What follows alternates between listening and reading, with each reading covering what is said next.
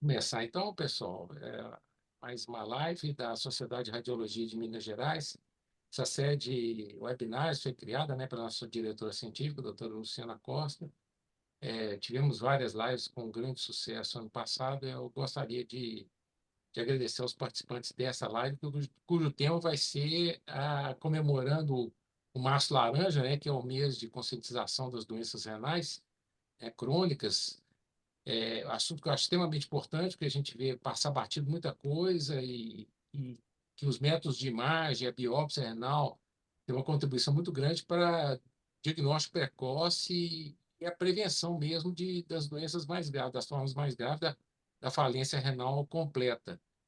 Nós chamamos vários apresentadores hoje, eu agradeço a todos a disponibilidade, e vou passar aqui primeiramente para a doutora Genaíne Paixão, que é médica formada pela Faculdade de Medicina da FMG, nefrologista pela Unicamp, doutora pela Faculdade de Medicina da USP, e professora adjunta da Faculdade de Medicina da UFMG, bem como, além disso tudo, coordenadora do Serviço de Nefrologia e Transplante Renal do Hospital das Clínicas, do Hospital das Clínicas da UFMG. Genaíne, muito obrigado pela disponibilidade. Você vai falar, então, para a gente como é o papel dos métodos de imagem na detecção da nefropatia crônica. Primeiramente, boa noite a todos. Eu gostaria de agradecer ao convite do professor Rogério, em nome da Sociedade de Radiologia de Minas Gerais. E eu vou compartilhar minha tela aqui. Vocês me avisem se está tudo certo.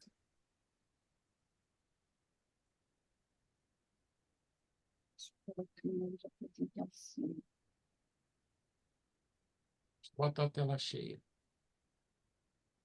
Só um segundinho que está carregando aqui alguma coisa. Tudo certo? Certo. Certo. Muito bem, então, gente. Vai ser uma explanação bem rápida, para dar uma introduzida, então, no tema e falar um pouquinho da visão do nefrologista em relação ao papel da ultrassonografia dentro da nossa especialidade.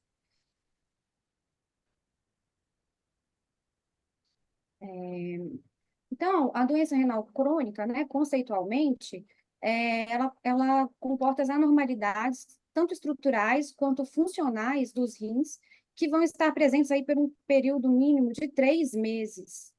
Ela vai ser classificada, então, em relação à causa, à taxa de filtração glomerular e à albuminúria. Essa figura já é conhecida da maioria de vocês. Mostra, então, aqui a classificação, né, em relação à taxa de filtração glomerular, de G1 até G5, e em relação à albuminúria de A1 até A3. E essa classificação ela é importante por quê? Primeiro, porque isso aqui vai determinar o prognóstico desses pacientes de evoluir para a terminalidade em relação à doença renal crônica. E qual que é o impacto dessa terminalidade? Esse outro diapositivo, que é semelhante ao primeiro, mas que ele dá um enfoque maior em relação à mortalidade desses pacientes. Então, o que a gente consegue observar é que... Está tudo certo? Estamos ouvindo. É que, à medida que a taxa de filtração glomerular ela vai caindo e a perda de proteína desses pacientes pela urina vai aumentando, de maneira síncrona, a chance desse paciente morrer por todas as causas de mortalidade, ela também vai aumentando, né? Chegando ao paciente que tem uma taxa de filtração menor do que 15, estando ou não em terapia substitutiva, tem uma chance de 7 vezes maior de morte por qualquer causa do que um paciente na mesma faixa etária que não tenha doença renal crônica. E a gente está, infelizmente, falando de um problema de saúde pública no mundo, né? Esses dados de 2021 mostram que mais de 9% da população mundial, isso chegando a quase 700 milhões de pessoas, tem algum grau de disfunção renal.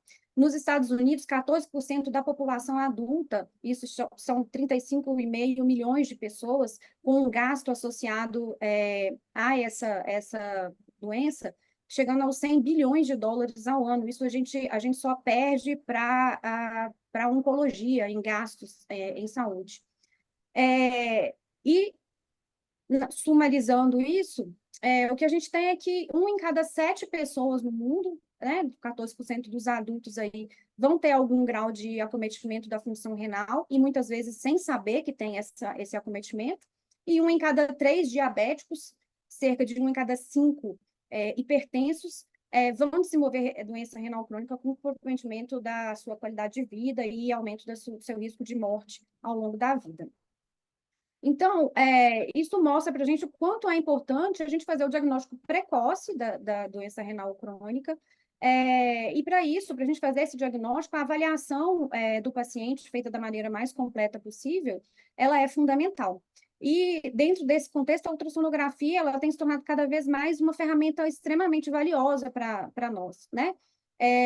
Por vários motivos, né? Um método não invasivo, que não necessita de contraste, o que para nós faz muita diferença, uma vez que, à medida que os nossos pacientes têm acometimento da função renal, eles passam a não poder utilizar alguns tipos de contraste, de baixo custo, né? A avaliação mais básica das estruturas e o manejo do instrumento de certa forma, fácil, não é tão complexo, né? Ele é amplamente disponível atualmente.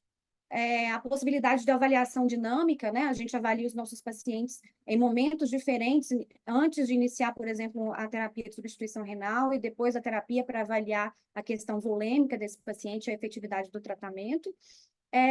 E a utilização para outras avaliações, como, por exemplo, a avaliação point of care, que a gente utiliza bastante também. Então, a nefrologia, os nefrologistas, nós somos do time Paz, Amor e Ultrassom. A gente realmente ama o ultrassom. E quando que na nossa avaliação é imprescindível realizar o exame? Em vários momentos, em vários casos, né? Pacientes com dor abdominal, topografia sugestiva, seja na emergência ou ambulatorialmente, a gente realiza ultrassom. Os pacientes que têm alterações ao exame físico, né? Massas, abaulamentos ou alguma alteração à palpação abdominal na topografia renal. Pacientes que têm avaliação, alguma alteração da função renal, assim como pacientes que têm hematúria, a gente sempre pede ultrassom. E na investigação de causas secundárias de hipertensão, uma vez que as causas vasculares, né, de estenose de artéria renal e de nefropatia isquêmica, são uma das principais causas de hipertensão secundária, tá? E o que a gente costuma avaliar no exame, então? Então, a gente avalia o tamanho renal, tamanho normal do rim aí variando entre 10, 13 centímetros no seu maior ângulo, né? A ecogenicidade do parênquima renal, a espessura do córtex, os fluxos vasculares, a gente pode utilizar o Doppler para avaliar como é que estão os fluxos nos vasos do polo vascular do rim, né, no hilo renal. A presença de imagens atípicas, sejam cálculos, sejam cistos, sejam tumorações, ou até as obstruções do trato gênito-urinário. Em relação aos diagnósticos de alterações estruturais, algumas alterações por si já nos dão a causa da doença renal crônica, né? Por exemplo, a doença renal, doença, nossa, doença, me deu um branco, vai voltar. Tá, só um minutinho, gente, porque tá tampando aqui. Aí, agora sim. A doença renal policística, né, do adulto, nas suas formas mais graves, principalmente, a nefrolitíase,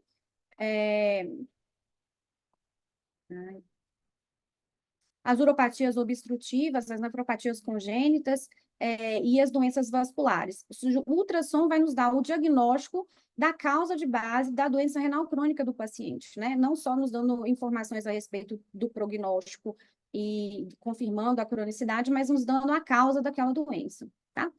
E em relação também à determinação da cronicidade da lesão renal, né? Um rim normal que a gente costuma avaliar, além do tamanho, a gente avalia a ecogenicidade, a gente utiliza aqui a ecogenicidade do parênquima hepático para comparar com o parênquima renal. No rim normal, o rim ele é menos ecogênico do que o fígado, né? E aí a gente vê num rim com sinais de cronicidade, aqui um rim bem crônico, uma redução do tamanho do rim, e em comparação à ecogenicidade do parênquima hepático, a gente vê que esse rim ele é bem mais hiperecogênico do que o parênquima hepático, além de ter aqui um córtex muito reduzido a espessura, né? Nos falando a respeito de cronicidade daquele paciente. Então, avaliando esse paciente, se foi solicitado, por exemplo, uma biópsia renal, a gente já vai pesar o risco-benefício, se vale a pena fazer ou não, ou se o que acontece muito na nossa prática clínica, chega um paciente com uma alteração da função renal e a gente não sabe se aquilo ali é crônico ou é agudo. Então, o ultrassom nessas situações nos ajuda bastante. E a gente não usa ultrassom só para avaliar o rim em si, o órgão, a anatomia do órgão e do trato geniturinário. A gente utiliza para várias outras coisas, né? Atualmente, a gente utiliza muito para avaliação volêmica, point of care dos nossos pacientes, né? Então, a gente avalia a congestão pulmonar, através da presença das linhas B, tanto pacientes com lesão renal aguda, quanto para avaliação dinâmica dos pacientes em terapia renal substitutiva, para a gente avaliar a volemia desses pacientes antes e depois da terapia substitutiva. A avaliação também de veia cava, tanto o diâmetro da veia cava, quanto a variação desse diâmetro em relação aos movimentos respiratórios, é um bom preditor de hipervolemia também nesses pacientes. E a gente usa para outras aplicações, né? A gente é responsável pelo implante dos catéteres de diálise dos pacientes do hospital. Os catéteres de curta permanência são todos nossos, a gente sempre faz a punção guiada por ultrassom. As nossas enfermeiras, isso aqui é um videozinho, as nossas enfermeiras foram treinadas para fazer a punção da fístula arteriovenosa dos nossos pacientes, principalmente as fístulas mais complicadas, utilizando o ultrassom. Então, elas fazem a punção dessas fístulas também guiadas por ultrassom, né? E é importante a gente frisar o quão é importante para um paciente renal crônico a preservação da fístula desses pacientes, né? A vida deles depende literalmente da saúde desse acesso para a diálise. E a gente realiza as biópsias renais do nosso serviço também. A gente faz uma divisão com o pessoal da radiologia, com o Marcel, que ajuda a gente bastante, e as biópsias que são em pacientes que não têm nenhuma alteração anatômica mais importante, a gente faz lá no nosso setor, e faz parte do treinamento dos residentes a realização desses procedimentos. Vai. Só diminuir aqui. Aqui. É um vídeo curtinho, só isso aí são os residentes fazendo a biópsia. Então, esperar um pouquinho. Bom, ele vai dar. Vai estar, né? Bom. E a gente recentemente fez um levantamento das biópsias, só no ano passado a gente fez mais de cerca de 120 biópsias, e com uma taxa de complicação bem baixa, bem compatível com a literatura internacional. Bom, era isso, né? O tempo é curtinho, e no final a gente vai fazer um espaço para perguntas e para discutir. Obrigada. Ótimo, Janaíne, adorei sua aula, mostrou muito interessante como o POCUS tem crescido, né, e algumas especialidades como a nefrologia têm se beneficiado bastante, né. Mas nós vamos trazer também o lado do radiologista, né, do ultrassonografista, do pessoal que, vamos dizer assim, que foram os precursores disso aí, que agora está, né, caminhando para o POCUS. Eu gostaria de passar a palavra agora, então, para a doutora Raquel Sadala Mendes, que é médica ultrassonografista, né, com atuação em ultrassom. Era gastro, agora só trabalha com ultrassom há mais de 20 anos, né, trabalha na Clínica Cell e é mesmo titular do Colégio Brasileiro de Radiologia. E também vai falar sobre o papel da ultrassonografia no diagnóstico da nefropatia crônica. Raquel. Olá, obrigada, né, gente, pela confiança e pelo participar do debate, que é um assunto que todos nós também gostamos muito, né, de conversar. Somos todos apaixonados pelo ultrassom, né, Janaína? Então, vamos lá. E, na verdade, muito das coisas que eu vou falar, a Janaína já comentou, então eu vou tentar mudar o enfoque, né? Na verdade, é uma ferramenta excelente para o diagnóstico dos pacientes, existe uma variabilidade muito grande, né, de operadores, existe uma chance grande do médico estar usando um equipamento que talvez não seja aquele ideal, mas com certeza o ultrassom está disponível, ele está à beira do leito, hoje é de baixo custo, né, na maioria das vezes, então a gente tem várias vantagens. O órgão é um órgão que, na verdade, tem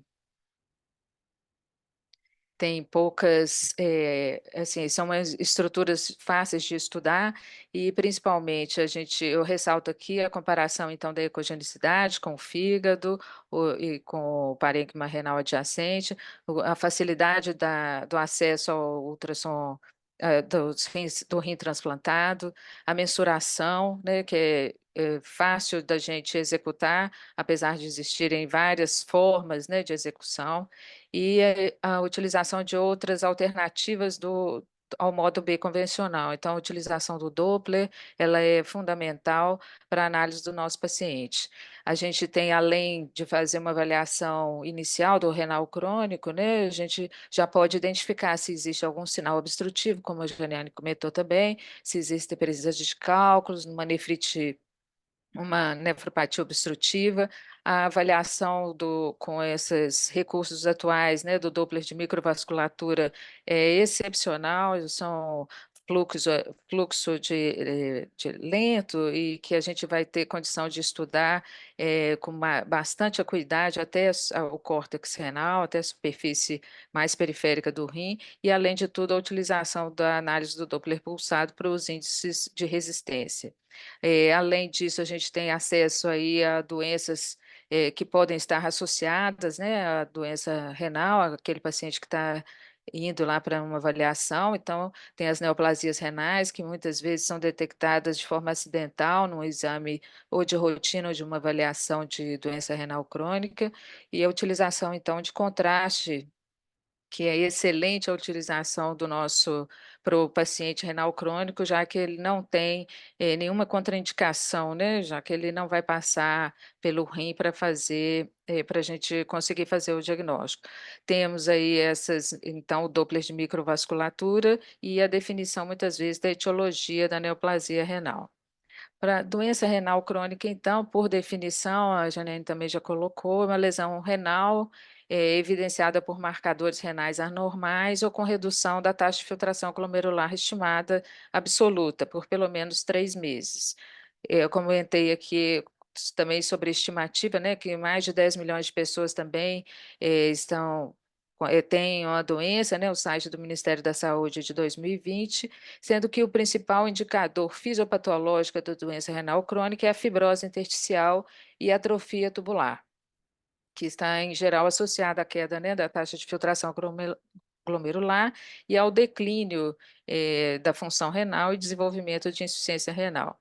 Aquele paciente típico que a gente tenta ao máximo não deixar que chegue nessa situação é o paciente com o rim já contraído, pequeno, com córtex afilado e bastante ecogênico, né? Esse dano é um dano irreversível, então, apesar da gente não querer, a gente quer que o nosso paciente não chegue nessa situação, a definição dessa situação é importante para evitar qualquer investigação desnecessária, biópsias, terapias imunossupressoras, permitindo um planejamento oportuno e ideal. Além da dimensão, do comprimento renal, a gente deve valorizar, principalmente alguns autores valorizam muito a medida da espessura cortical pela ultrassonografia. Ela correlaciona-se positivamente com a função renal, segundo alguns autores. Então, o comprimento renal, junto com essa medida da espessura do parênquima, que logicamente são corrigidos pela altura corpórea, né, dos pacientes, são parâmetros ultrassonográficos reprodutíveis, na maioria das vezes, e úteis para melhor avaliação do doente com nefropatia crônica, associados aí a alterações clínicas laboratoriais. O tamanho renal, então, ele correlacionou-se significativamente com esclerose glomerular e atrofia tubular, e foi considerado por alguns como o melhor parâmetro a ser utilizado para estimar a insuficiência renal. A espessura do parênquima renal também se tornou um parâmetro muito confiável, mas eu destaco aqui que isso não é um consenso de todos os autores. A ecogenicidade renal, ela apresenta moderada sensibilidade e boa especificidade na identificação da doença renal crônica, e a ecogenicidade, assim, a quantitativa, ela tem uma boa correlação inversa com a com a queda da taxa de filtração glomerular no segmento, e um bom desempenho na identificação dos pacientes com doença já avançada, né, irreversível, como a gente falou. Os autores encontram uma correlação entre a gravidade dessa da síndrome nefrótica e a ecogenicidade renal, e sendo que o mecanismo mais provável é a presença de debris proteináceos intratubulares e o edema intersticial.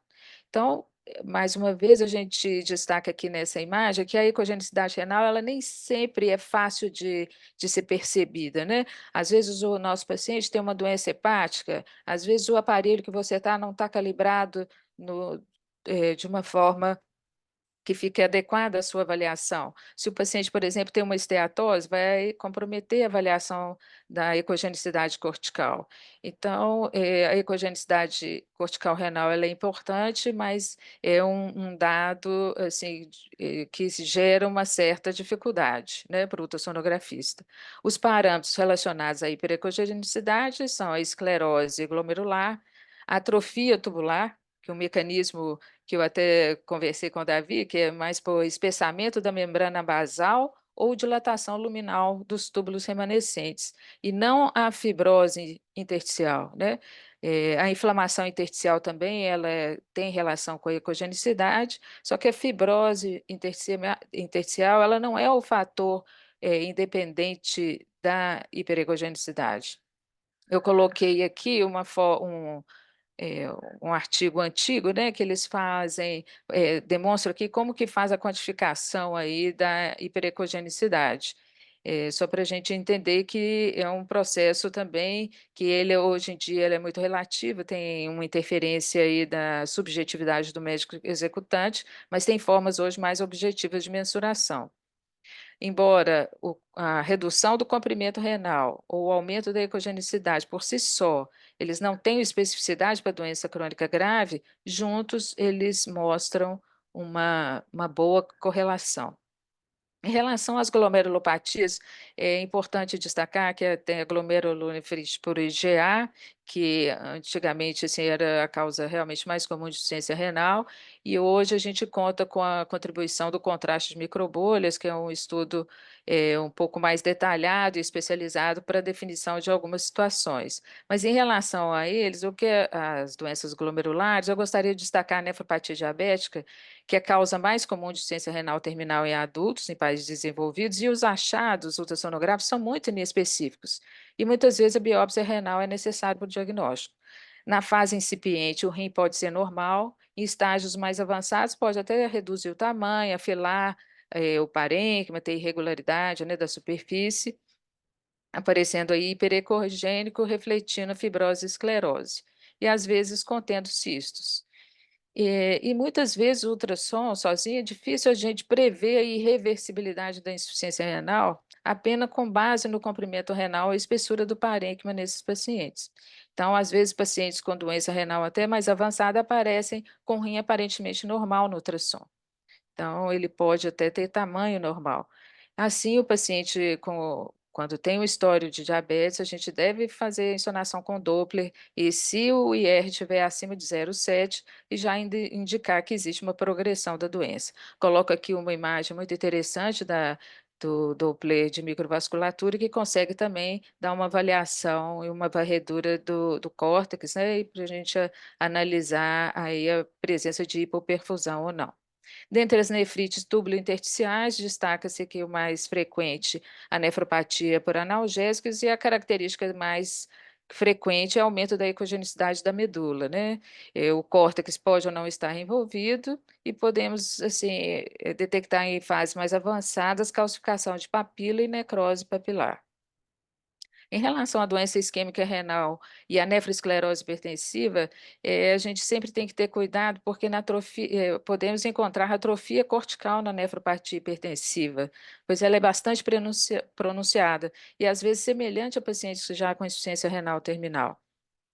Também ressalta a importância da realização do Doppler, pelo menos um rastreamento, e a medida do IR como marcador de aterosclerose intrarrenal.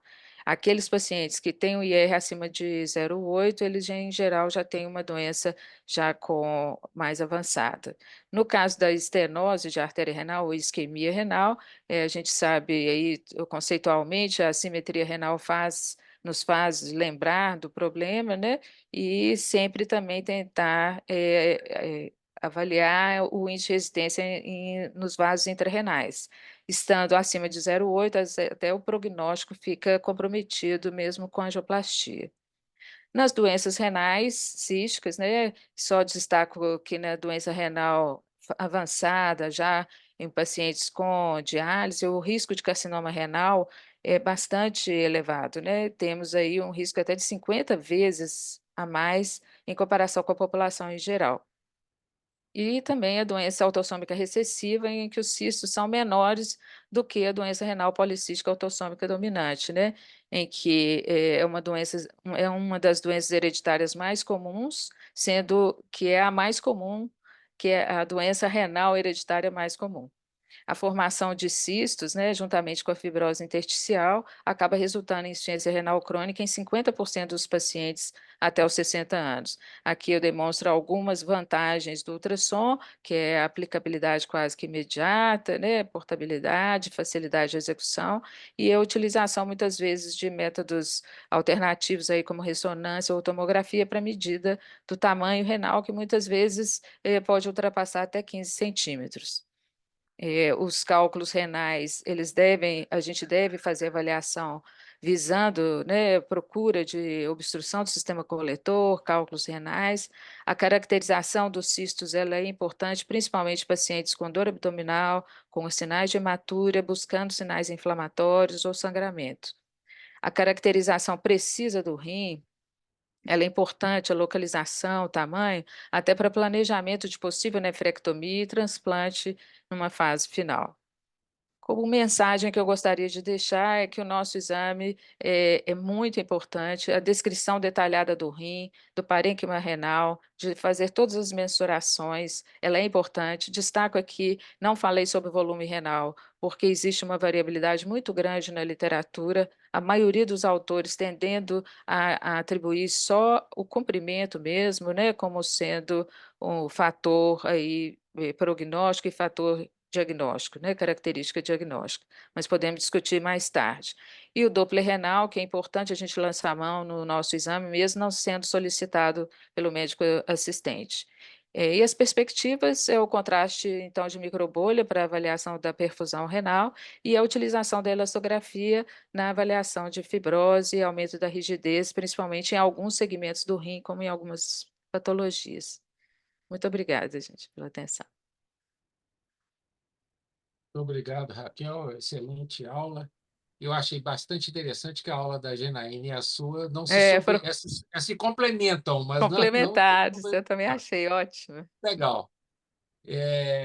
Bom, agora a gente sabe também que a pediatria é um mundo, né? E que tem muita patologia renal e eu acho que é importante a avaliação, diagnóstico precoce, né, para a prevenção da doença renal crônica. Então, para falar sobre isso, eu chamei a doutora Maria Tereza Freire Filgueiras, né, que é uma referência em radiologia pediátrica, né, em ultrassonografia pediátrica, né, com diversos trabalhos, diversas aulas.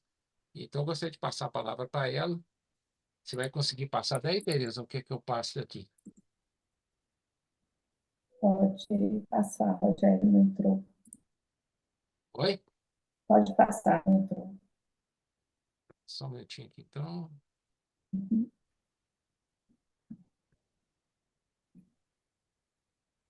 Boa noite a todos. Eu gostaria muito de agradecer aqui ao convite, né, da Sociedade de Radiologia de Minas Gerais, representada pelo Dr. Rogério Augusto e doutora Luciana Costa. É muito importante participar da discussão desse tema que é realmente apaixonante e que a gente pode contribuir muito na ultrassonografia em crianças. O ultrassom, pode passar, gente. Bom, Em relação às principais causas da nefropatia crônica em crianças, estão as nefrouropatias congênitas, as glomerulopatias, doenças renais císticas, tubulopatias, danos vasculares e outras. Vou passar a próxima. As nefrouropatias congênitas, elas representam de 20% a 30% de todas as malformações diagnosticadas no período pré-natal. E elas são responsáveis por 30% a 50% de todas as crianças com insuficiência renal crônica em todo o mundo.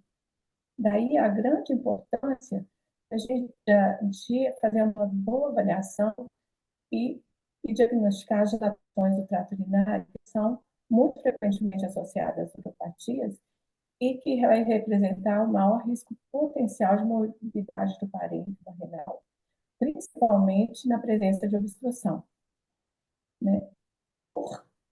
De ser causas tão frequentes e tão comuns, elas são consideradas praticamente as únicas, né, que com tratamento precoce a gente pode evitar, prevenir ou atenuar o dano do parênquima renal, que vai levar à insuficiência renal crônica. Por isso, nós vamos abordar com mais detalhe as dilatações do trato urinário, né, mostrando como o ultrassom pode ajudar na avaliação e na prevenção da doença renal crônica. Entre as alterações estruturais estão as obstruções, né, da junção piano-lateral, que ela pode ser intrínseca ou pode ser secundária, a presença de artérias renais acessórias ou de ramos arteriais em posição anômala, na altura da junção piano-lateral, ou muitas vezes até na altura no cruzamento do ureter. Estão também presentes a possibilidade de obstrução da junção uretero-vesical, né? As duplicações do sistema excretor com anomalias obstrutivas associadas, como o ureterocélio e o ureter ectópico, e a válvula de uretra posterior. Em relação às alterações funcionais, estão o refluxo vesco-ureteral, como o ureter hipotônico, a síndrome de Prunibelli, que tem uma dificuldade de drenagem da urina por hipotonia acentuada, né, do trato urinário, das vias urinárias, a disfunção vesco-esfincteriana de causa neurogênica, que vai promover obstrução ao fluxo urinário, e as micções disfuncionais graves, como a síndrome de Hindman, que é chamada também de bexiga neurogênica, não neurogênica. Toda essa gama de alterações vão promover dificuldade de drenagem da urina, o sistema excretor, vão comprimir o parênquima renal e levar lesão ao parênquima, né, com a possibilidade de levar à insuficiência renal crônica. Então, o ultrassom, ele permite que a gente faça de forma bem cuidadosa a evolução da dilatação do trato urinário.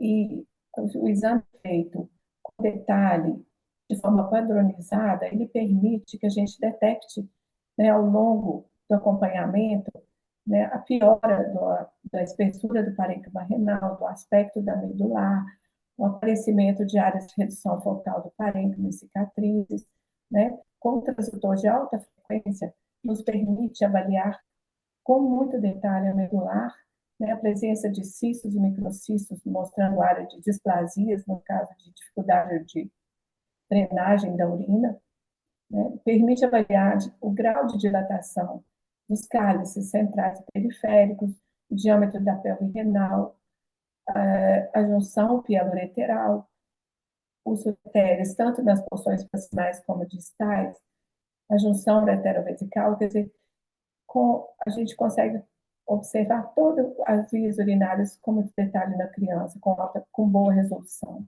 né? E ao longo do acompanhamento, nós vamos, então, indicar a piora ou a melhora da evolução dessas dilatações. Pode passar para o próximo, por favor. Aqui nós podemos ver, então, o grau de dilatação da pelve renal, da pelve do rim esquerdo e do rim direito, são semelhantes. Entretanto, nós vamos observar a dilatação dos cálices centrais e dos cálices periféricos, né? No caso do rim esquerdo, tem uma dilatação importante dos cálices periféricos, comprimindo e reduzindo o parênquima renal, né? Então, esse é um dos parâmetros aqui que indica, né, a possibilidade de esse rim caminhar para insuficiência renal crônica. Então, nesse caso, a intervenção cirúrgica vai ser muito importante para melhorar a drenagem da urina desse rim e aliviar a compressão do parênquima renal. Pode passar para o próximo, né? Na avaliação, então, detalhada de todo o sistema excretor, nós vamos identificar as dilatações secundárias somente à hipotonia, sem obstrução. A gente pode ver dilatação muito discreta do sistema coletor aqui do rim esquerdo, com uma junção pieloureteral pérvia, né? E no caso do rim direito, uma dilatação importante, com uma discrepância significativa entre a pelve e o ureter, mostrando estenose da junção pieloureteral. E, muito importante, sempre rastrear, né, os vasos renais, para ver se tem artérias renais acessórias. No caso, muitas vezes, a criança já vai ser submetida à intervenção cirúrgica, já com planejamento cirúrgico adequado, como nesse caso aqui, não tinha estenose, tinha a artéria, o ramo segmentar inferior, ele passava em posição anômala, comprimindo a junção pieloureteral. A gente pode ver que a junção está pérvia, né, e a dilatação é secundária à obstrução pela posição anômala da artéria. Próximo. Na sequência, Rogério, nós podemos agora avaliar, né, podemos ver aqui a diferença do comprometimento, por exemplo, de um refluxo grau 5 grave e de um ureter obstrutivo grave também, né?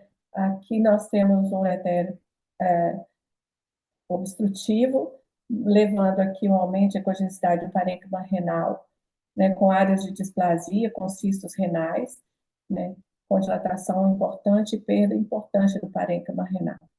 Aqui, no outro rim, que nós temos a redução importante do parênquima renal, devido a um refluxo grave, né, e com inibição do crescimento do parênquima. Vocês podem ver à direita que os dois ureteres têm um aspecto completamente iguais, né? Tortuosos e muito dilatados. Na avaliação dinâmica, a gente pode ver também que o peristaltismo do ureter, aí, que tem refluxo, é muito lento e não drena, né? Não drena. Quer dizer, ele acaba sendo um ureter obstrutivo, funcionalmente obstrutivo. E o outro ureter, a gente vê, né, o peristaltismo de luta, com a dificuldade de drenagem da urina, né? E daí a gente pode definir, né, essas alterações. Próximo. Pode passar o próximo, Rogério, por favor. Continuando aqui na detecção das obstruções, que são importantes, né, que a gente pode ver esse parênquima renal do rim que tem uma dilatação mais importante, podemos observar o apagamento das pirâmides, né, a perda importante da medular do rim, e devido a um ureter, um rim que não tem duplicação, mostrando uma ectopia com uma inserção. Vocês podem ver aqui, né, a dilatação com o dólico mega-ureter e a inserção deste ureter na imagem da direita. A gente está vendo uma avaliação transperineal, mostrando, número 1, a bexiga, né, o número 2, o esfíncter urinário uretral, e o ureter aqui, número 3, apresentando a inserção ectópica logo acima do esfíncter urinário uretral. Então, e um ureter também obstrutivo. Pode passar o próximo. Tá bom? Aí mostrando o videozinho do ureter obstrutivo.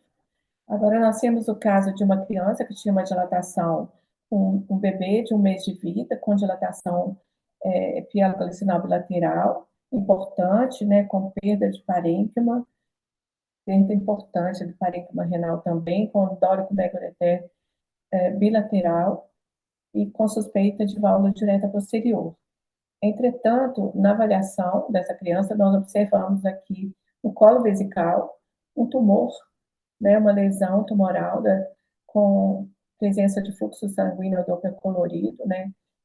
Essa lesão estava no colo da bexiga, deslocando aqui o colo e estreitando, realmente fazendo uma obstrução vesical importante, né? Podemos ver a espessura da parede da bexiga aumentada, mostrando essa obstrução infravesical, né, que tinha inicialmente a suspeita de válvula direta posterior, e o diagnóstico anatopatológico foi de neurofibromatose tipo 1.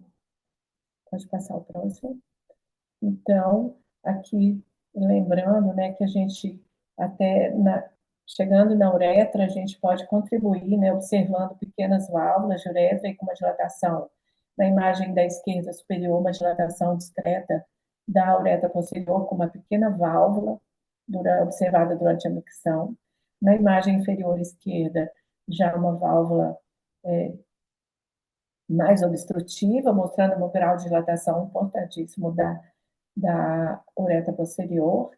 À direita embaixo, o caso que é bem raro, né, a presença de uma válvula de uretra anterior, mostrando aí durante a micção do interior da uretra, né, essa criança tinha só um leve espessamento da parede vesical e fazia manobra de valsalva para realizar a micção, né, mostrando que a uretra pode ser avaliada no bebê tanto por via suprapúbica quanto por via transperineal, né, e então mostrando aqui que a gente tem uma gama de diagnósticos que a gente pode contribuir.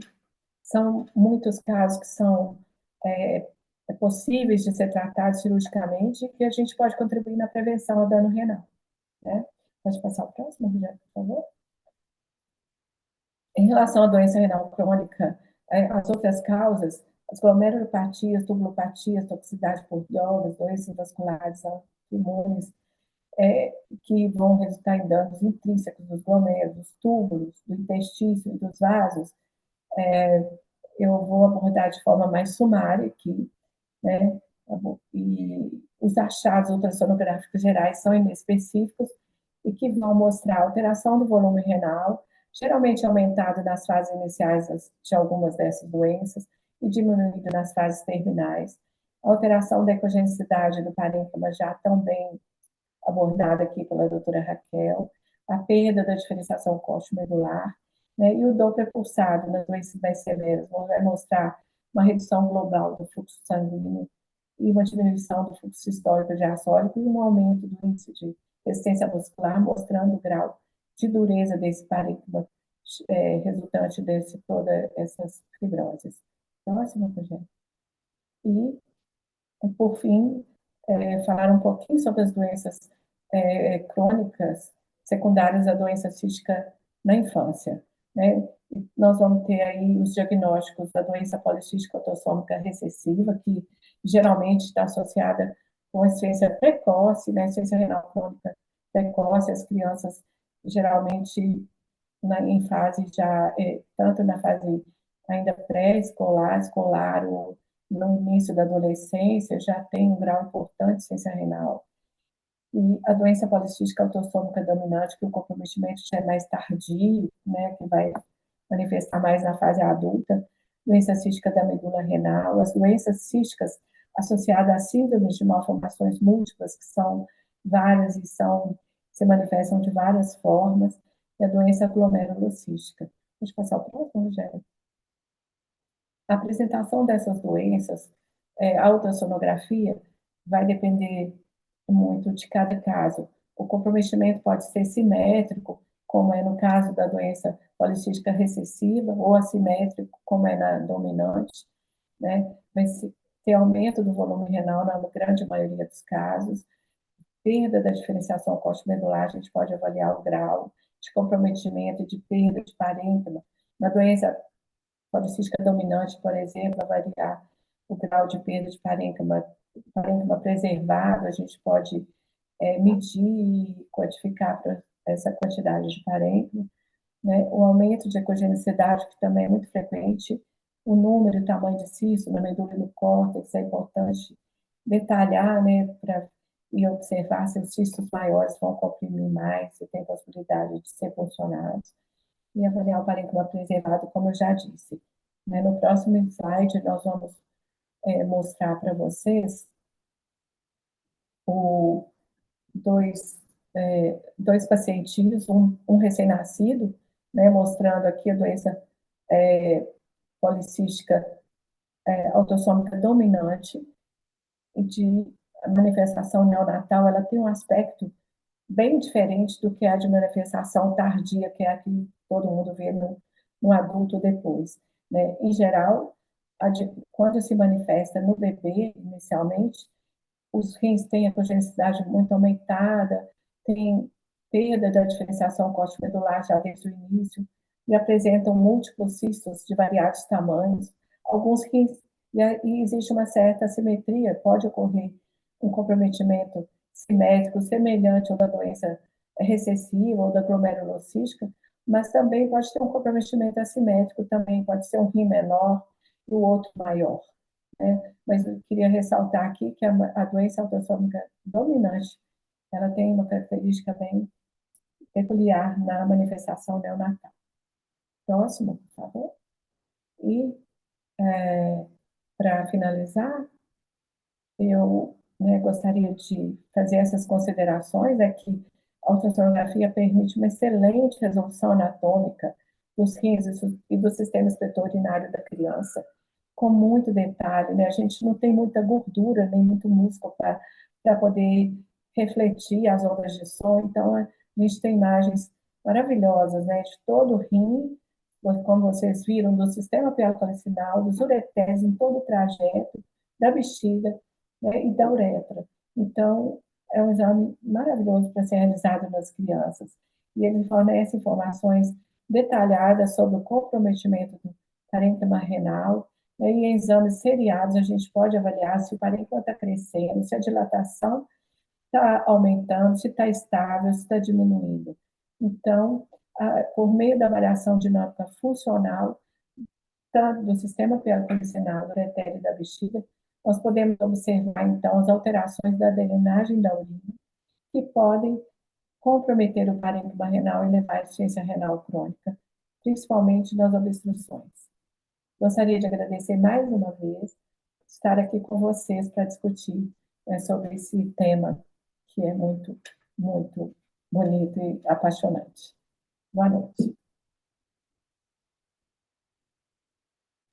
Muito obrigado, Tereza. Excelente aula. A gente sabe da sua enorme experiência com esse assunto. Realmente é importantíssima a avaliação detalhada, né? E você frisou muito bem o papel do ultrassom no acompanhamento, né? Por ser um método não invasivo e, ao mesmo tempo, inócuo, né? Sem problema de radiação, você tem que ficar também injetando toda hora, né? Contraste. E realmente é um Exato. método fantástico, né? Para o acompanhamento. Dando prosseguimento, então, nós vamos passar a palavra agora ao doutor Marcelo de Barros, né, que também é médico radiologista, né, e com especialidade pelo Hospital das Clínicas, né, também trabalha com biópsia e também médico legista da Polícia Civil de Minas Gerais. Eu gostaria de passar a palavra ao Marcelo para falar para a gente como é feita, como deve ser feita a biópsia ecoguiada. Boa noite, muito obrigado pelo convite e a oportunidade de estar aqui hoje. Pois bem, eu vou falar uma abordagem geral e a nossa experiência. O objetivo dessa aula é apresentar a forma como nós fazemos essa biópsia. Essa forma de realizar a biópsia, especificamente a maneira como nós escolhemos o posicionamento da agulha e depois do disparo, sofreu uma mudança imensa com influência na época que o Stanley começou a nos acompanhar durante o procedimento e realizar a contagem de glomérulos. Acredito que a forma como fazemos atualmente não só é a mais produtiva, que permite uma aquisição maior número de glomérulos, como também é a mais segura, porque ela evita a punção de grandes vasos calibrosos. A biópsia renal começou na década dos anos 50, inicialmente usava-se a fluoroscopia com o paciente sentado, posteriormente o paciente foi utilizado a posição em decúbito prono, que é até a que a gente usa hoje, e na década de 80 surgiu a punção guiada por ultrassom. Aqui uma breve apresentação das principais indicações. Eu deixo a cargo dos meus colegas nefrologistas, patologistas, a decisão essa questão das indicações. Basicamente, a proteinúria com um achado novo, com aumento súbito, caso de lesão renal aguda, perda rápida e inesperada da função renal em pacientes com doença renal já conhecida, hematúria associada à proteinúria ou diminuição da função renal, lúpus e paraproteinemia com envolvimento renal. As principais contraindicações, as absolutas e as relativas. Absolutas são a coagulopatia não corrigível, a ausência de um acesso seguro ao rim, que é bem raro, mas pode acontecer, que a gente descobre às vezes na hora que a gente vai fazer o procedimento, plaquetas abaixo de 50 mil, hipertensão não controlada. Essa questão da hipertensão não controlada ainda é bem relativa, né? E há a possibilidade do paciente fazer essa biópsia, às vezes no bloco cirúrgico, utilizando um antihipertensivo endovenoso, que é o que a gente não costuma utilizar na clínica, a gente não faz. Mas no bloco cirúrgico é passível de ser feito, com o anestesista fazendo o controle imediato da pressão. Em relação às coagulopatias corrigíveis, nós temos, geralmente a gente referencia por hematologista, para uma correção, por exemplo, com o uso de transfusão de plasma fresco, complexo protrombínico, transfusão de plaquetas, a suspensão de antiagregantes plaquetários e anticoagulantes, que deve ser feito antes do procedimento, cada um com sua especificidade. Na nossa clínica, a gente costuma entregar também um termo paciente, que é autorização para suspensão ou troca de anticoagulante, que o paciente pega esse termo, leva ao médico falando que passou a anticoagulação, para ele ver se ele autoriza mesmo que o paciente pode interromper a anticoagulação naquele momento, ou se vai trocar por algum medicamento. Às vezes usa um anticoagulante de ação prolongada, como a varfarina, troca por um de ação mais curta, como o Clexane, né? A hipertensão que tem que ser controlada, eu vou mostrar isso no próximo slide, a questão da hipertensão. Processo infeccioso e abscesso, que é um relativo, porque geralmente no contexto da nefropatia a gente não faz, mas que pode ser feito na questão da punção de coleção, etc., da nefrostomia.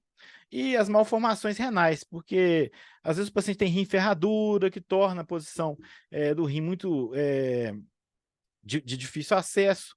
A doença renal policística, que é raro chegar, mas às vezes a gente se surpreende com os pacientes que fizeram um exame em algum outro lugar, que aparentemente o rim estava normal, mas a gente vai fazer ultrassom prévia, biópsia, imediatamente existe uma doença renal policística, com um parênquima já comprometido, uma infinidade de cistos que prejudicam a punção, que prejudicam até a coagulação.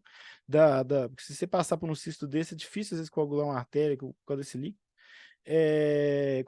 E o rim atrófico também, que muitas vezes a gente avalia o paciente, quando ele vai marcar o exame na nossa clínica, ele deixa os exames prévios, entre eles o rim, o volume renal, e a gente avalia se está tudo ok, mas eventualmente o paciente aparecer com um exame ok, mas no dia quando a gente vai fazer, o rim está meio atrofiado e a gente não faz, justamente porque não vai produzir material e o risco é elevado. Em relação à pressão arterial, idealmente já tem que estar abaixo de 140/90. Existe artigo que mostra que é um sangramento 10 vezes maior acima desses valores e até de 26 vezes maior se a pressão sistólica excede 170 milímetros de Hg. É muito importante orientar para que a marcação reforce com os pacientes a necessidade de tomar o medicamento no dia da punção.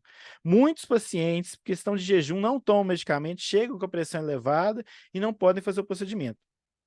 O risco se eleva por demais.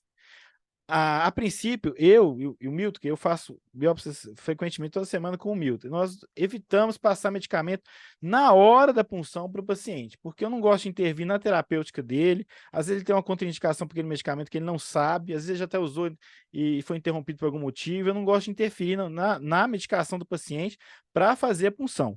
A maioria absoluta das vezes que eu precisei disso, eu referenciei o paciente ao médico dele, e escrevendo, o paciente veio com a pressão, ele relata que não está controlando a pressão, que está sempre alta, etc., que a pressão não se controlou no dia, e eles voltam com a pressão adequada. 99% das vezes ele volta com a pressão adequada. Muitas vezes o controle estava inadequado do paciente.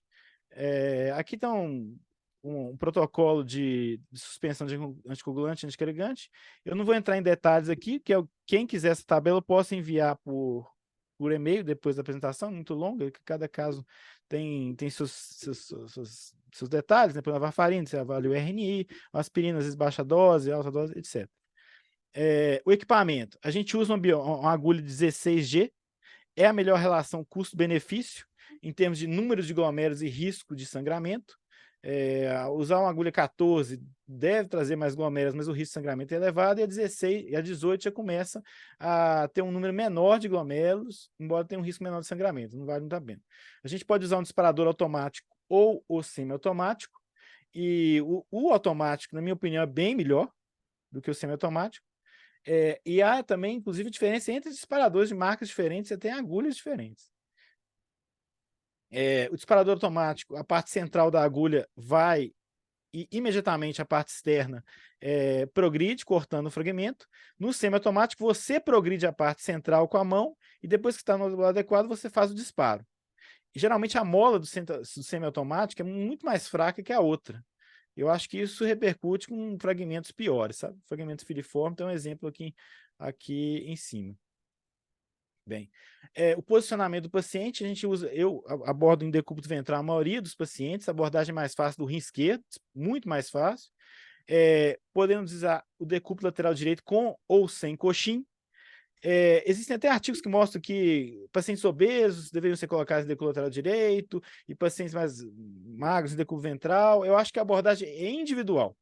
Cada paciente tem uma posição adequada para ele. Eu acho isso fundamental. Antes de começar, para mim, o mais importante é posicionar o paciente adequadamente. Às vezes tem pacientes magros que precisam de decúbito lateral direito, pacientes obesos que podem ser feito muito bem em decúbito ventral. Cada caso é um caso. Mas, geralmente, os obesos se beneficiam do decúbito lateral direito. No procedimento, a gente faz uma avaliação prévia do ultrassom, vê o acesso, vê se tem alguma variante anatômica, se tem algum vaso na frente, antisepsia, anestesia local, a punção. E, atualmente, na clínica, o doutor Davi, o doutor Stanley frequentam e eles fazem uma avaliação da amostra, o que melhora substantivamente, absurdamente, a qualidade. Faz a contagem de glomérulos, separa os glomérulos, às vezes avalia a história de indicação, conforme a indicação, às vezes a gente pode precisar, o Davi acho que vai abordar isso de maneira melhor, de mais glomérulo, né? Às vezes ele pode informar também se a seção de um vaso calibroso, com uma maior atenção no pós-punção. Aqui é a forma como nós abordamos. Observem que depende muito da forma do paciente. Sempre que posso, eu evito passar pela musculatura paravertebral e ilho-pessoa, sempre que eu posso. Mas nem todo paciente tem o corpo dessa forma, então às vezes a gente tem que passar pela musculatura. E vai anestesiando por planos até chegar e adotar uma abordagem tangencial, que para mim é a parte mais importante da aula, no meu ponto de vista, que é onde colocar a agulha e efetuar o disparo. Ao consultar a literatura, seja artigos, livros, o mais comum é a gente observar que há uma orientação em direção ao centro do rim na hora da punção. E, na meu ver, é algo equivocado que aumenta os riscos e resulta em menor número de glomérulos.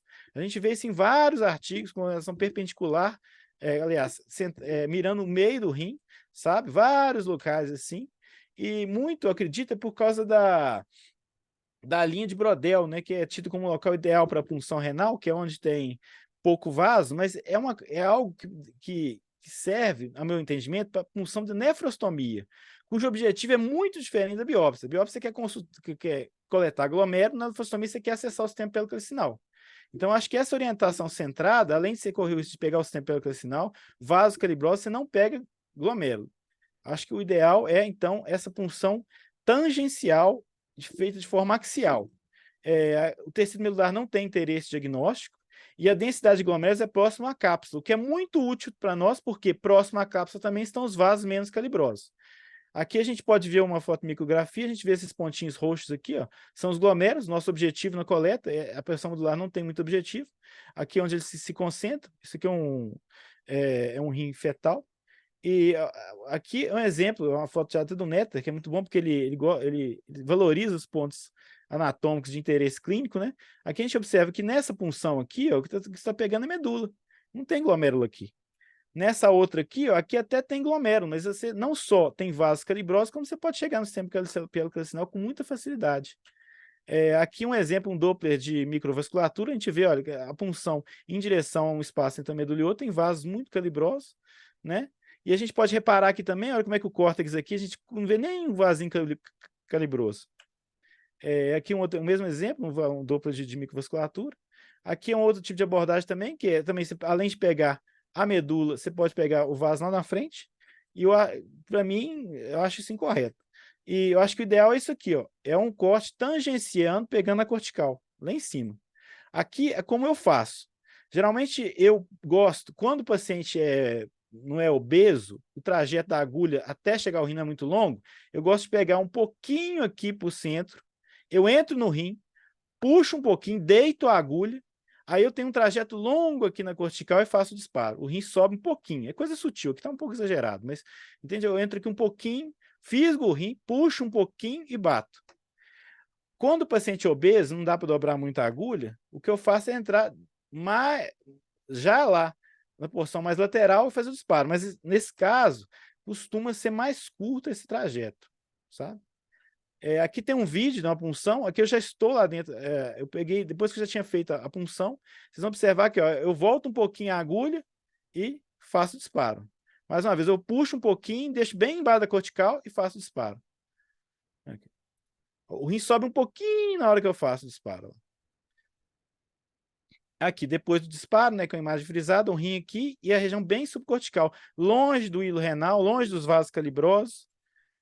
Aqui tem mais um vídeo, olha só. Olha lá, a gente puxa um pouquinho embaixo da cortical. Embaixo da cápsula renal, aliás, bem na cortical superficial. Ó. Aqui o controle pós-punção, que a gente sempre faz com o Doppler, para ver se tem algum tipo de refluxo. Observe que no Doppler a gente não vê nenhum vaso calibroso naquela região. Aqui é uma imagem aqui para a gente ver o rim e a agulha, bem na cortical. Aqui mais um exemplo, o rim e a agulha bem na cortical, longe de estruturas mais nobres. Um outro exemplo. Bem, era isso que eu queria. Eu agradeço a oportunidade. Muito obrigado.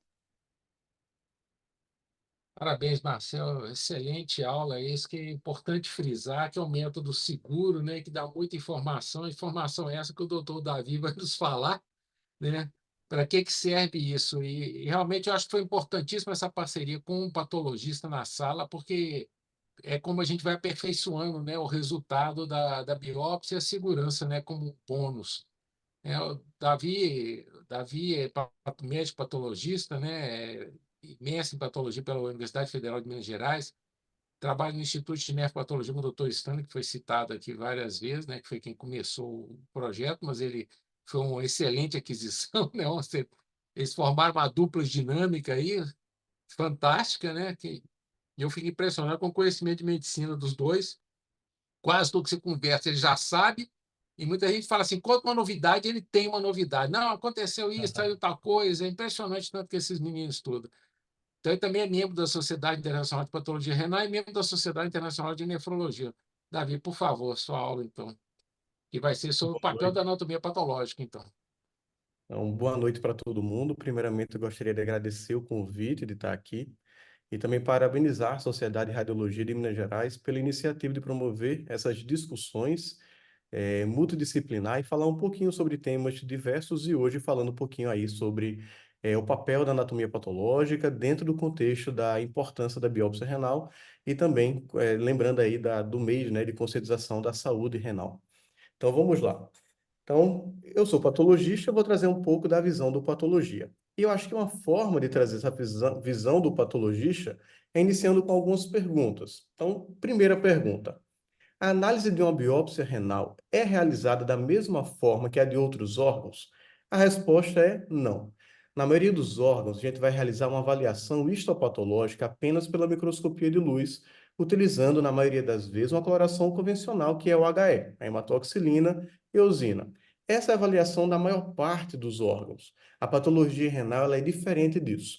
Então, nós temos aqui um kit de coleta daqui do laboratório, e a gente consegue ver que existem 3 metodologias diferentes para avaliação dessa biópsia renal. E essas metodologias são complementares entre si. Uma não substitui a outra. Nós vamos ter a microscopia óptica, também chamada de microscopia de luz. Nós utilizamos um meio de conservação que pode ser o formol ou o Buan, só que atualmente o Buan é proscrito devido à capacidade de utilizarmos o meio no formol para outras metodologias que nós vamos abordar um pouco mais à frente. Nós temos uma segunda metodologia que é a imunofluorescência. Ela é conservada no meio de Michel. e nós temos a microscopia eletrônica para poder fazer a análise ultraestrutural. Nós utilizamos aqui no laboratório o meio de Milonig modificado, mas também existe o meio com cacodylário de Karnowski. Então, 3 metodologias diferentes, cada uma com finalidade diferente. Na microscopia óptica, nós vamos gerar um bloco de parafina. O objetivo dela é manter as características morfológicas para poder avaliar no microscópio convencional. Na imunofluorescência, nós vamos congelar o material no criostato, fazer um corte histológico congelado, e o meu objetivo aqui é manter as características proteicas, antigênicas do meu material, semelhante ao que acontece em vivo, para poder pesquisar alguns antígenos que eu quero investigar e que vão marcar positivamente, brilhando no campo escuro, no caso de uma reação positiva. Já a microscopia eletrônica também é uma análise morfológica, só que ela é ultraestrutural. Ela precisa ser emblocada no material mais resistente que é a parafina. Então, nós vamos utilizar o bloco de resina. Cada metodologia gera uma forma de imagem diferente, que também vai ser interpretada de maneira diferente. Na microscopia de luz, nós vamos ver no microscópio convencional. Na imunofluorescência, uma reação positiva vai marcar brilhando nessa tonalidade verde. E na análise ultraestrutural, nós vamos ver aqui no microscópio eletrônico de transmissão a presença de estruturas que podem marcar de maneira mais escura na membrana, além de que também conseguimos observar características celulares mais delicadas, como a presença dos pedicelos, a presença dos diafragmas de fenda dos pedicelos. Então, análise ultraestrutural. Então, cada uma delas com sua finalidade, lembrando que na microscopia de luz nós vamos fazer, no mínimo, 4 colorações, que são o HE, a prata, o PAS e o tricrômico, avaliando características diferentes do meu rim. Se houver dificuldade na técnica da coleta, qual é o meio que eu devo acondicionar o meu material? Olha, pessoal, hoje em dia, com os recursos diagnósticos que nós temos, nós vamos preferir guardar esse material. Só deu um disparo, o paciente é obeso, o paciente sangrou, teve alguma complicação, só tem um fragmento? Guarda no frasquinho da microscopia de luz. Por quê? Porque da microscopia de luz, convencionalmente, já fazemos a imunohistoquímica, que é um método diagnóstico complementar, e caso exista necessidade, nós conseguimos fazer algumas técnicas de salvamento, técnicas de resgate. Conseguimos fazer imunofluorescência do bloco de parafina e conseguimos também fazer a microscopia eletrônica desse bloco de parafina. E uma ressalva aqui para a imunofluorescência é que essa metodologia ela é tão importante que para algumas doenças ela acaba sendo a forma mais ideal de se avaliar um espécime. Esse aqui é um caso daqui do laboratório em que fizemos a imunofluorescência convencional. Ela foi completamente negativa. E na imunofluorescência do bloco de parafina, houve a marcação aqui de cadeia leve capa. Nós estávamos diante de uma gamopatia monoclonal de significado renal, uma tubulopatia por cadeia leve capa.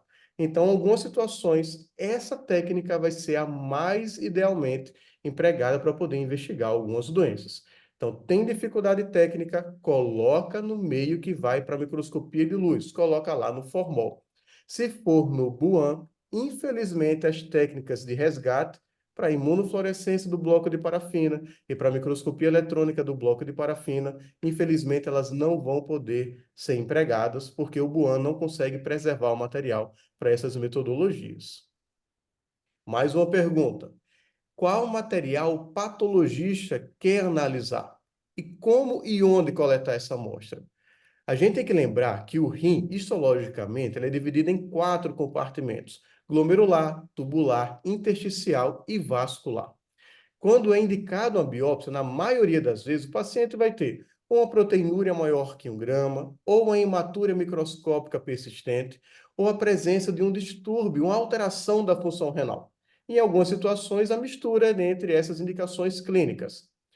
Se nós pararmos para pensar, proteinúria e hematúria de origem glomerular, como o nome já fala, né, origem glomerular, geralmente é relacionada a um distúrbio do glomérulo. E o glomérulo ele fica localizado, como o Marcel já falou, no córtex renal. Então, nós temos o córtex, nós temos a medula. Percebam que, histologicamente falando, o glomérulo está localizado dentro do córtex. É isso que nós, patologistas, queremos avaliar no paciente que tem indicação de biópsia renal. Então, o Marcel já falou, então eu não vou abordar isso mais profundamente, só para relembrar, uma biópsia que ela é perpendicular, que vai em direção à medula, ela não é útil para a gente, porque o fragmento, a quantidade de córtex, ela é menor. Aquela que tangencia o córtex é a que vai nos dar uma amostra melhor em termos de representação e número de glomérulos. Aqui colocando, sobrepondo aqui uma imagem de desenho, percebemos que, além de não conseguirmos os glomérulos, vamos estar arriscando o paciente, porque ele vai estar entrando numa região que é vascularizada por vasos de maior calibre. Então, a interlobar e a arqueada vai ficar nessa região e vai apresentar um risco maior de sangramento para o paciente. Então, reforçando mais uma vez, sobrou apenas a agulha tangenciando o córtex renal. Nós vamos ter uma amostra com maior representação glomerular e um menor risco de complicações por estarmos evitando vasos de maior calibre. E já que falamos em agulha, qual é o melhor calibre para biopsiar? É claro que isso é muito mais uma pergunta para o radiologista em termos de complicação, mas para o patologista tem em termos de satisfatoriedade da amostra. Então, nós temos aqui 3 calibres diferentes de agulha. Isso aqui corresponde ao tamanho real de cada um deles em relação ao parênquima renal que conseguimos observar aqui no fundo. Quando a gente substitui uma agulha 18 por 16, ou seja, utilizando a agulha 16, a gente vai dobrar o número de glomérulos que a gente consegue obter em um disparo. Se a gente faz com a agulha 14, a gente dobra em relação a 16 a quantidade de glomérulos para cada disparo. Os artigos que defendem a utilização da agulha 16 informam que o risco adicional para sangramento ele acontece de 1 para cada 1.000 ou 1 para cada 3.000 biópsias realizadas. E, na verdade, o sangramento está muito mais relacionado à quantidade de disparos efetuados e também a chegar ou não a esses vasos mais calibrosos que ficam na medula renal. Então, para nós da patologia, se fosse escolher, obviamente, a gente ia querer uma nefrectomia unilateral. Como isso não é possível, utilizem, por favor, a agulha 16, porque o risco de sangramento em relação a 18 não é tão significativo e vocês vão estar fazendo com que o paciente tenha uma amostra satisfatória para poder fazer essa avaliação. E a gente falou em número de glomérulo. Qual é o número de glomérulo que nós, patologistas, precisamos para poder avaliar uma biópsia renal? Se a gente consulta as maiores referências em patologia renal no mundo, elas vão referir que de 8 a 10 glomérulos para microscopia de luz e 8 a 10 glomérulos para imunofluorescência. Cada metodologia de 8 a 10 glomérulos. Já para a eletrônica, um número menor, 1 a 3 glomérulos, vai ser o suficiente para poder fazer a análise ultraestrutural. Percebam que tem um asterisco aqui com uma ressalva. Existe uma doença chamada GES, glomerulosclerose segmentar e focal, que é um distúrbio do podócito na sua forma primária, que para a gente dar o diagnóstico dela, precisa de um glomérulo alterado. Mas para dizer que não tem essa doença, a gente precisa de um número aí em torno de 25 glomérulos. Ela é uma doença segmentar e focal. Vamos considerar os amarelos como normais e esses 2 vermelhos como alterados.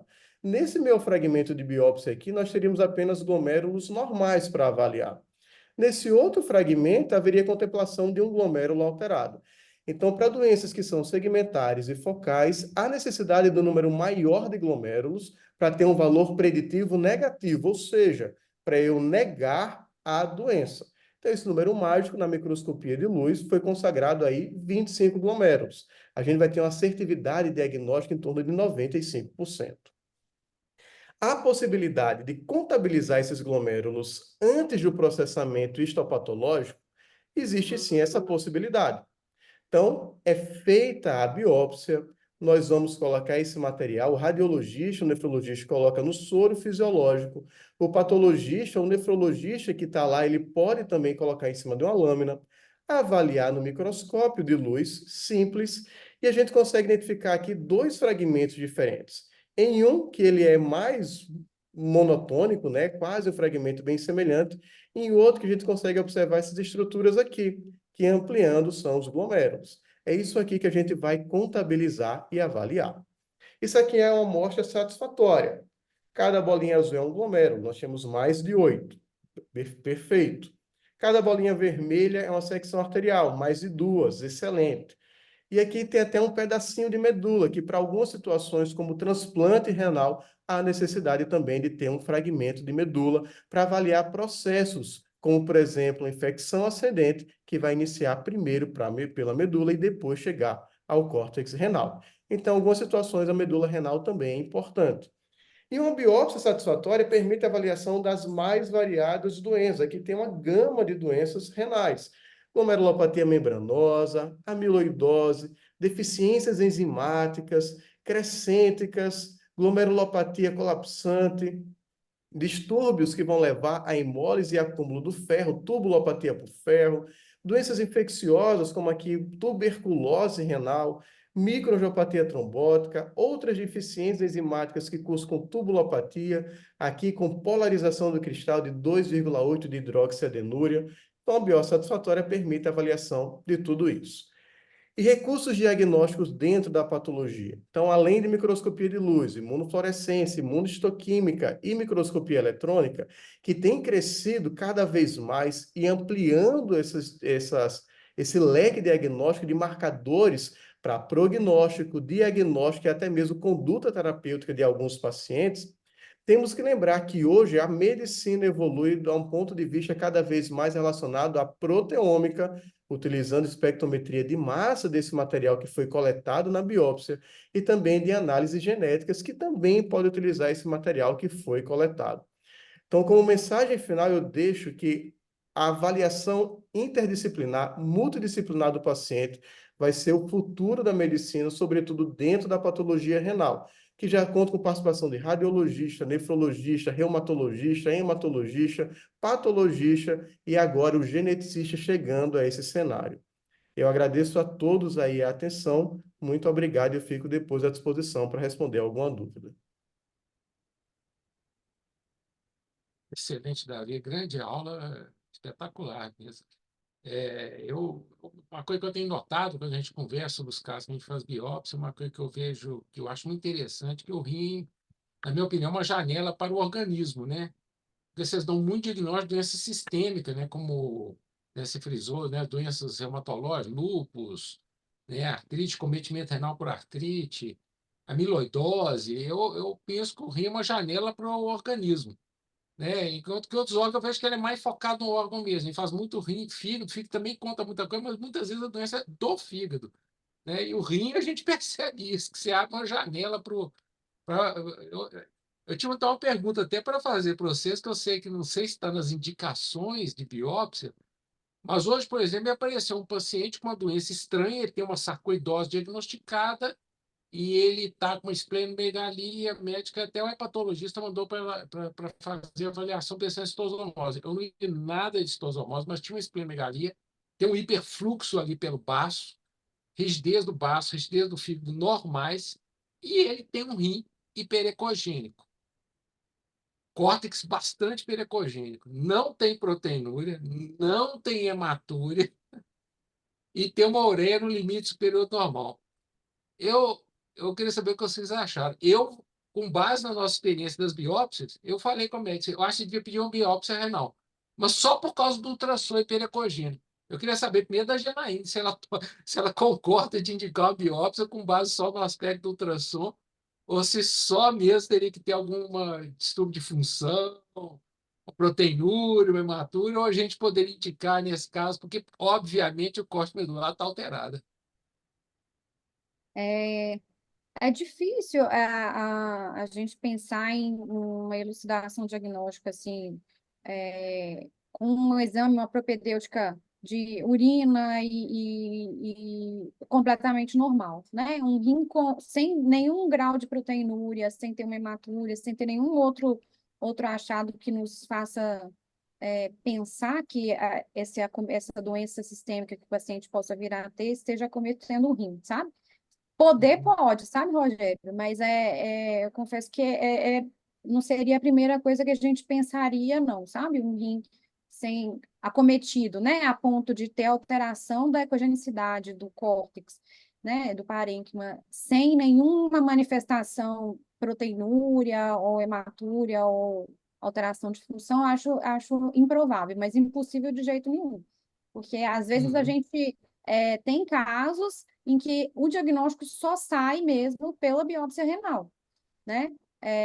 Mesmo sem ter grandes alterações, né, de função renal e de proteinúria, mas sem nenhuma, acho difícil, sabe? E ele tinha aumento de volume, Rogério?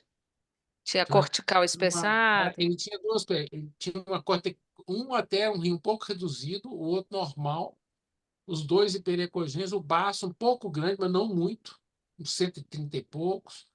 E ele tinha uma congestão venosa sistêmica, tinha um pouquinho de derrame pericárdico, e veio com essa história de ter também uma sarcoidose pulmonar. Eu achei esquisito aí, eu não sei se poderia ser do tratamento. Eu sei É, que a impressão que eu tive por causa da rigidez da normal é que ele estava com circulação hiperdinâmica, que ele estava com esplenite. Isso que eu pensei. Eu falei assim, mas não tem é alguma coisa. aquele Eu não sei rim se a própria globoso da glomerulopatia, não, Não, não ecogênico, parecia globoso. aqueles casos que ele recebia de síndrome nefrótica com rim grandão globoso, ou não. Não era assim, não. Mas estava muito pericogêneo, não era aquela imagem duvidosa, não. Então, não tem chamando a atenção. Eu realmente É, fiquei pensando nisso. Aí eu falei, gente, eu vou arriscar, porque a minha sensação é que não está bem esclarecido. Agora, eu não sei se teria alguma ligação com a sarcoidose. E como a gente fica discutindo os casos e vai pegar muita confiança, né? Pode ser isso. Né? Esses meninos tiram cada coelho da cartola com os diagnósticos que eu fico assim, porque a impressionado, sabe? hiperecogenicidade, às vezes cortical com rim normal, de tamanho normal, com espessura, a gente pensa em amiloidose também, né? Quando Pois você tem é, isso, processos infiltrativos, né? é, Só Sim. fazendo uma correlação. Não pode falar, doutor Rogério, eu falo depois. pode falar, não, pode falar. Só Ia perguntar o que correlacionando que com você... alguns poucos casos que chegaram aqui já de sarcoidose no parênquima renal, das vezes que foram realizadas as biópsias, em geral o paciente apresentava alguma condição que indicasse a biópsia renal. Em geral, era proteinúria subnefrótica ou disfunção renal. Então, o paciente fazia disfunção renal, uma proteinúria subnefrótica, menor que 1 gramo, acabava biopsiando e vinha nefrite granulomatosa lá.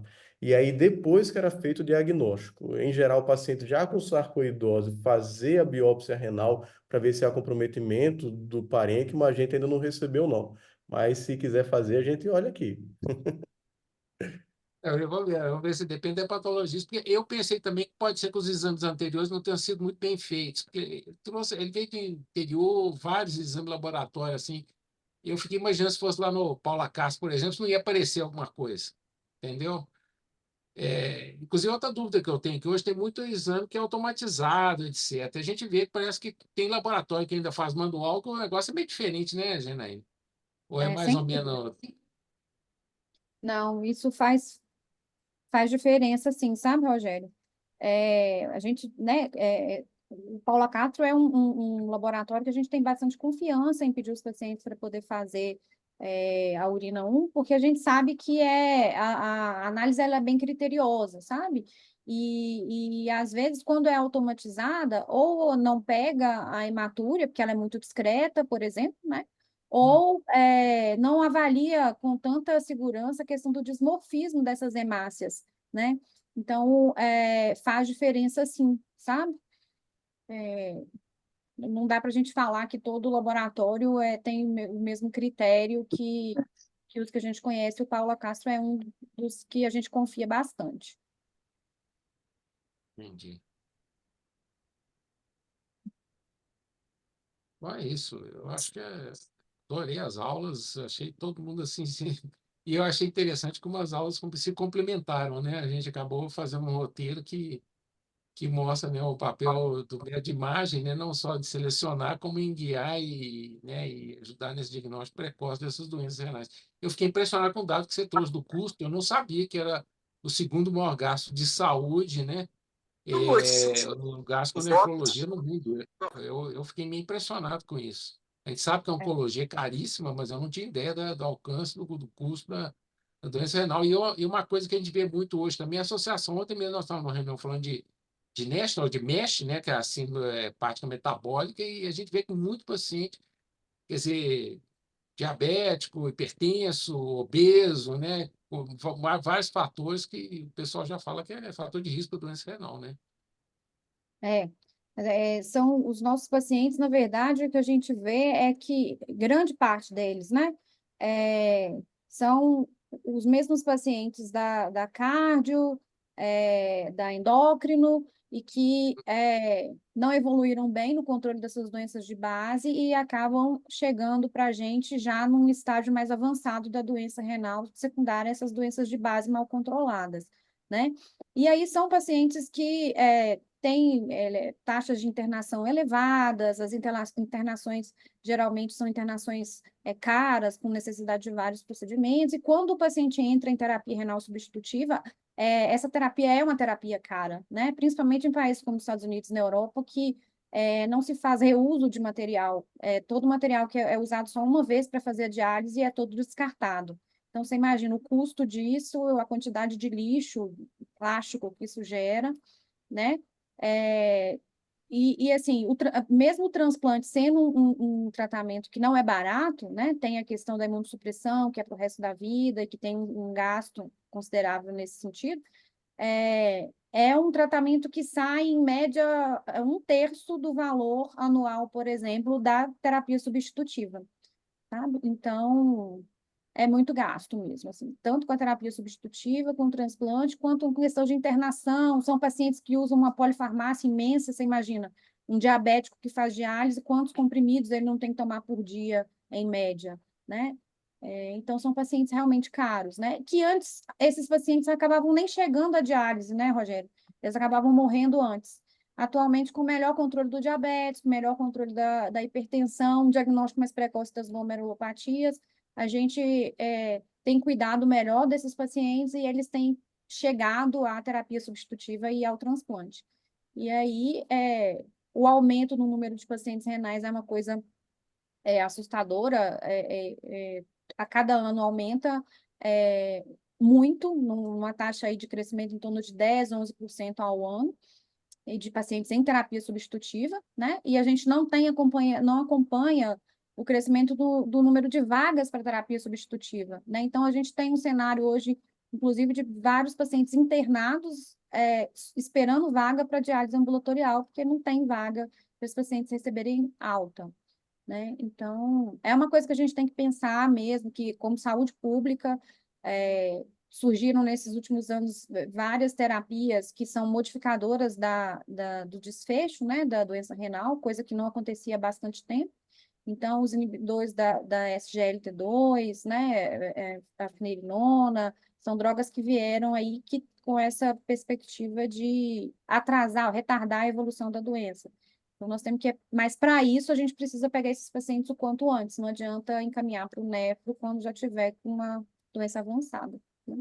Uma das intenções nossas aqui é mostrar somente a segurança da biópsia renal para fazer diagnóstico, né? Que muita gente ainda acha que é um bicho-papão, que é mortalidade altíssima, né? E a gente vê que, na verdade, é um procedimento extremamente seguro e que dá um resultado espetacular em muitos pacientes, né, Marcelo? Como você frisou bem na sua aula. Abordagem tangencial, que você não entra lá dentro do rim, eu acho extremamente seguro. Só tem vaso pequeno. Além disso, até se você precisar comprimir depois, você já pega num sentido que você já aperta até o trecho, assim, ao longo do perpendicular aonde que você entrou. Eu acho que essa abordagem muda um pouco essa questão, até para avaliar essa questão de complicações, porque geralmente é feito centrado no rim, né? Para avaliar a complicação, é um procedimento muito diverso. Não entendo o que a gente faz hoje. Bem, mais alguma questão? Então, acho que eu vou agradecer a todos. Foi um prazer, achei uma excelente reunião, gostei de todas as aulas, achei que foi excelente. E eu acho que foi um tema bem escolhido mesmo para esse mês de conscientização de doença renal, para mostrar como, né, o MED mais especial, o ultrassom, né, ajuda, né?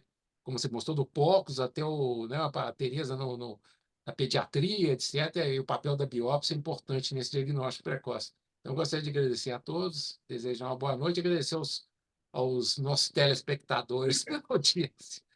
E isso vai estar disponível também no site da sociedade. Falou, obrigado, pessoal. Boa noite, Tchau. gente. Tchau, boa noite. Boa Obrigado. noite.